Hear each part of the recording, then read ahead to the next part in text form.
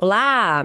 Chegamos para mais uma análise aqui no nosso espaço e hoje o tema tá quente, hein? A reta final do Brasileirão Série A 2025. Opa, chegou a hora da verdade. Pois é, a gente está olhando aqui os dados da 30ª rodada, o material que a Rádio S compilou pra gente. Faltam só 8 jogos. Atenção, ó, tá lá em cima. É um momento decisivo mesmo. 8 rodadas onde cada ponto, cada gol, pode definir tudo. Campeão, vaga na Libertadores, Sul-Americana e, claro, a luta desesperada contra o rebaixamento. Nossa, a pressão deve estar enorme em cada jogo. Palpável, com certeza. Exato.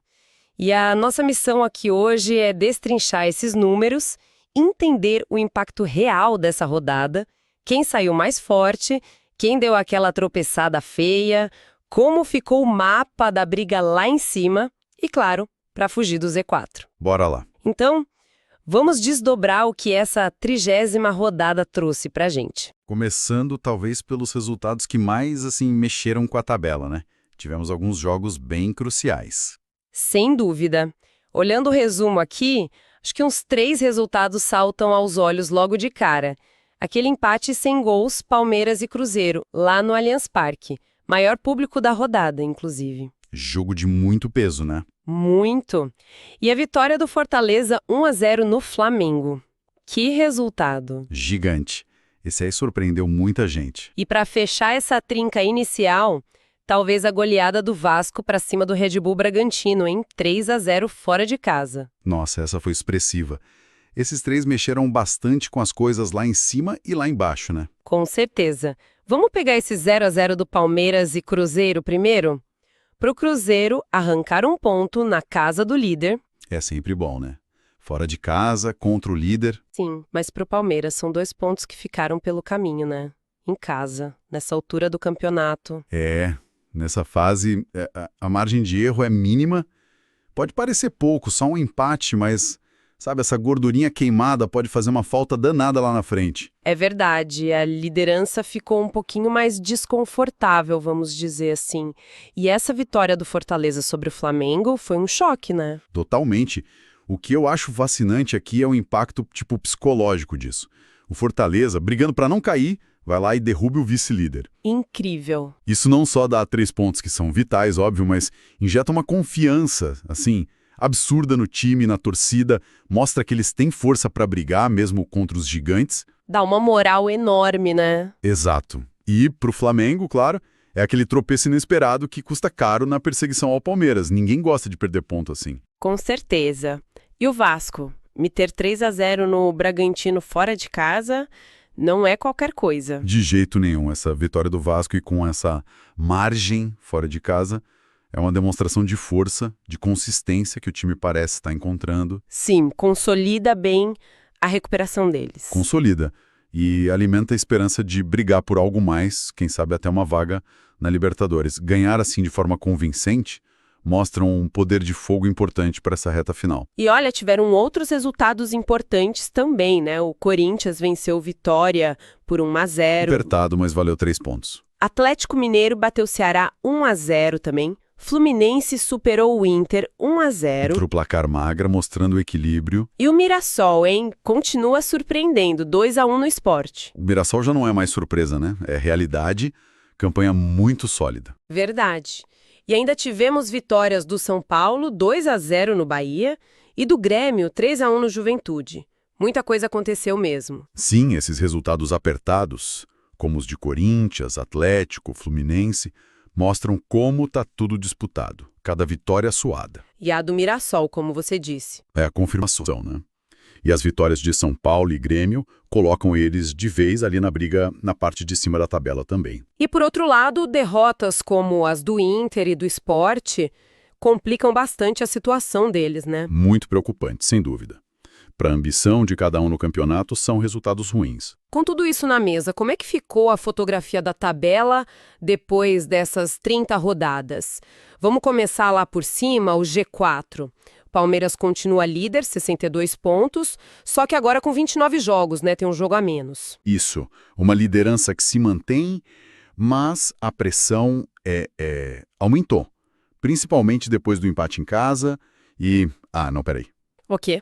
O perseguidor direto também tropeçou. Exatamente. O Flamengo vem logo atrás, 61 pontos, também com 29 jogos, só um pontinho de diferença, mas essa derrota para o Fortaleza, nossa, foi um balde de água fria inesperado para eles. Ninguém aproveitou o tropeço do rival direto. Incrível. Ninguém. Isso deixa a disputa ainda mais eletrizante, né? Com certeza. Um ponto só separando os dois líderes, os dois com um jogo a menos que a maioria. Qualquer deslize agora pode significar perder a ponta. A consistência nas próximas rodadas vai ser, assim, fundamental. Totalmente.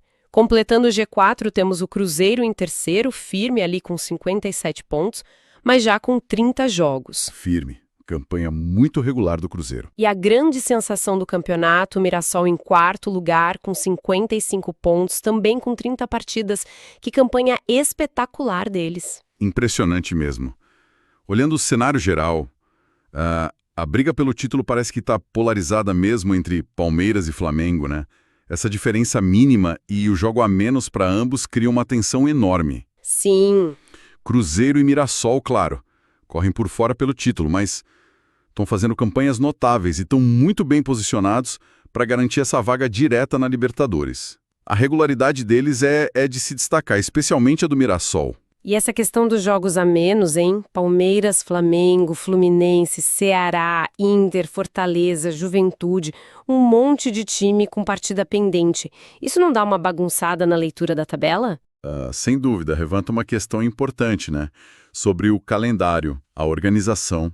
Esses jogos a menos são como, sei lá, cartas na manga para uns ou bombas relógio para outros, dependendo do ponto de vista. Boa definição. Para o Palmeiras e para o Flamengo, é a chance de abrir vantagem ou de ter uma troca ali na liderança.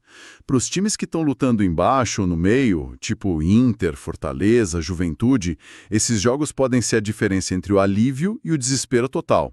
É um fator extra de imprevisibilidade para as próximas semanas. Com certeza. Descendo um pouco na tabela, mas ainda ali na parte nobre, a disputa por vagas em Libertadores e Sul-Americana está pegando fogo. O Bahia tem 49 pontos, o Botafogo vem com 47, aí o Fluminense com 44, só que com aquele jogo a menos. Pois é, o Fluminense tem uma chance real ali de colar nesse pelotão se vencer essa partida pendente. Essa faixa da tabela é um verdadeiro funil, tá todo mundo muito embolado. E olha só quem vem subindo forte. O Vasco, depois daquela goleada, chegou a 42 pontos. O São Paulo também venceu e foi para 41. E logo atrás, Corinthians e Grêmio, os dois com 39 pontos. É muita gente junta. É uma área fascinante mesmo da classificação. Times de muita tradição, né? Vasco, São Paulo, Corinthians, Grêmio... estão reagindo, estão subindo. Essa busca pelas vagas continentais, que significa prestígio, receita. Vai ser uma batalha de foice até a última rodada. Briga boa. Ninguém quer ficar de fora dessa festa. A diferença de pontos é muito pequena entre vários clubes ali. Agora vamos para a zona de maior tensão, a luta contra o rebaixamento, o Z4. Abrindo a área de perigo, na 17ª posição, está o Vitória, com 32 pontos. Uma posição muito ingrata. Precisam somar pontos urgente para não ver a turma de cima escapar. Em 18º, o Fortaleza, com 31 pontos, mas, lembrando, tem um jogo a menos e tá com a moral lá em cima depois de vencer o Flamengo. Deu um belo respiro, né? Mas a situação ainda é bem crítica. Um respiro fundamental, sem dúvida. Ganharam confiança, mas continuam ali, dentro da zona. Precisam transformar esse impulso numa sequência boa de resultados. O jogo a menos é uma esperança, claro, mas também é pressão. Depois, em 19º, vem o Juventude, com 27 pontos e também com jogo a menos.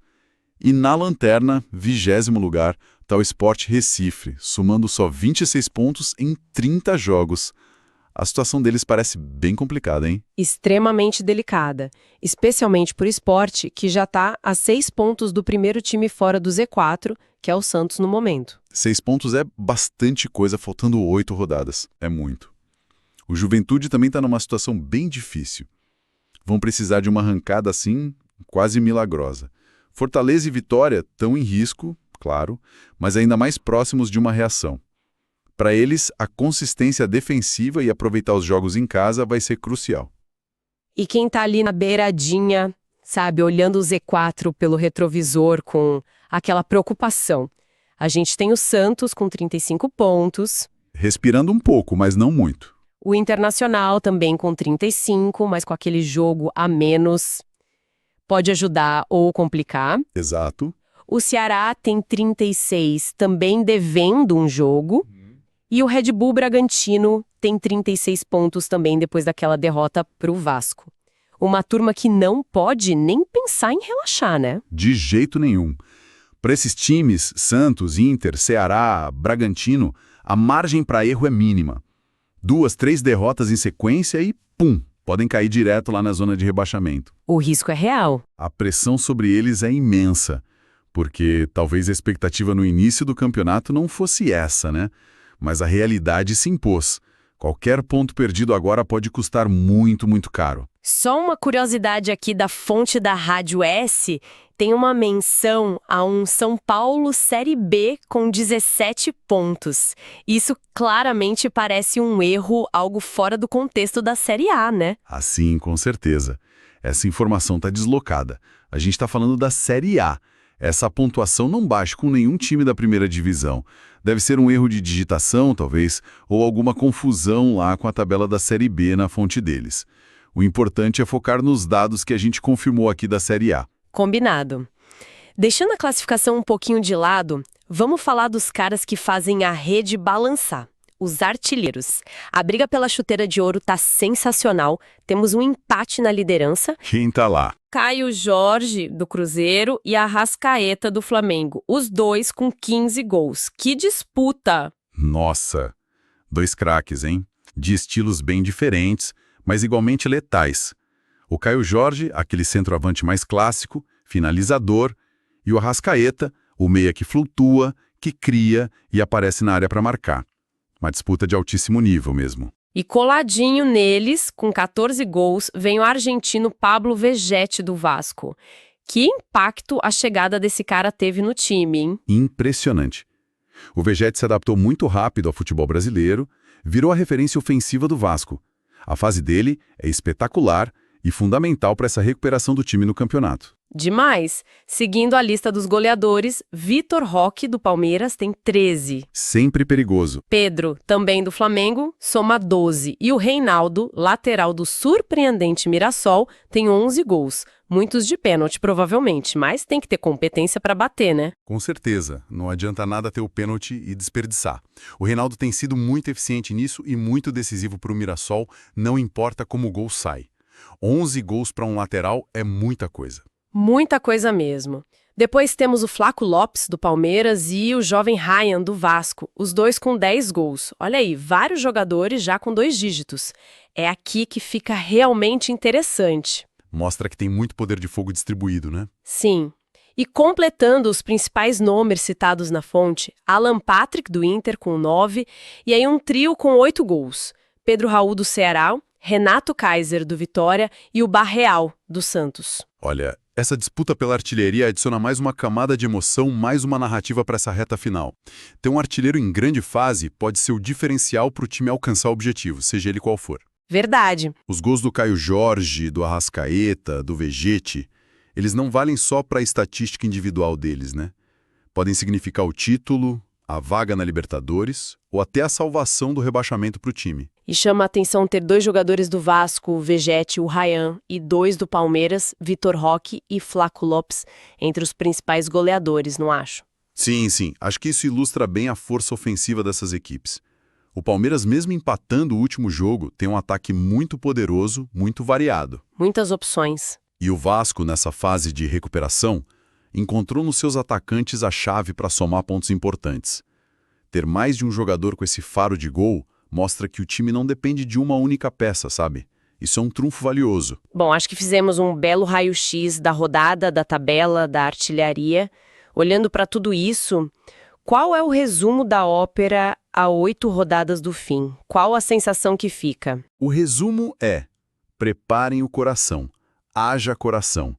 Temos um campeonato totalmente em aberto, A liderança do Palmeiras está ali, mas sob forte ameaça do Flamengo, só um pontinho atrás. Na cola. Cruzeiro e Mirassol estão muito bem encaminhados no G4, coroando campanhas excelentes. O meio da tabela é aquela confusão generalizada com um monte de time de olho nas vagas continentais. Uma briga boa ali. E a luta contra o rebaixamento segue dramática, né? O Fortaleza ganhou um gás importante, mas tem vários times ainda correndo um risco muito sério. Ah, e claro, a briga pela artilharia tá pegando fogo. Ou seja, resumindo o resumo, cada jogo daqui pra frente é praticamente uma final. A pressão só vai aumentar e a margem para erros é quase zero. Exato. Se a gente pensar no quadro geral, acho que a palavra-chave para as próximas semanas é consistência. Qual time vai conseguir manter o equilíbrio, não só físico, mas o mental também? Fundamental. Quem vai absorver melhor essa pressão da torcida, da imprensa? Quem vai mostrar mais resiliência naqueles momentos difíceis do jogo? Isso vai ser determinante. Para quem gosta e acompanha futebol, é um cenário perfeito. Emoção, tensão, imprevisibilidade, tá tudo garantido até a 38ª rodada. Sem dúvida nenhuma, e isso até me leva a pensar. No que exatamente? Além dos números, das táticas, da tabela que a gente analisou, qual será o peso do fator imponderável nessa reta final, hein? Interessante. Aquela força extra da torcida jogando em casa, sabe? A genialidade de um jogador que resolve um jogo num lance, a experiência de um técnico na hora H, ou até mesmo, né, um erro crucial de arbitragem, ou aquela pitadinha de sorte ou azar. Qual desses elementos aí pode acabar sendo o fiel da balança para decidir quem leva o caneco e quem cai em 2025? Ótima provocação para a gente fechar, fica essa reflexão no ar, então. Tem muito mais em jogo do que só os pontos corridos, né? É a magia do futebol. Imprevisível até o último apito. Perfeito. Agradecemos demais pela companhia de todos nessa análise detalhada da 30ª rodada e desse cenário atual do Brasileirão 2025. Continuem ligados, porque as próximas semanas prometem fortes emoções. Até a próxima!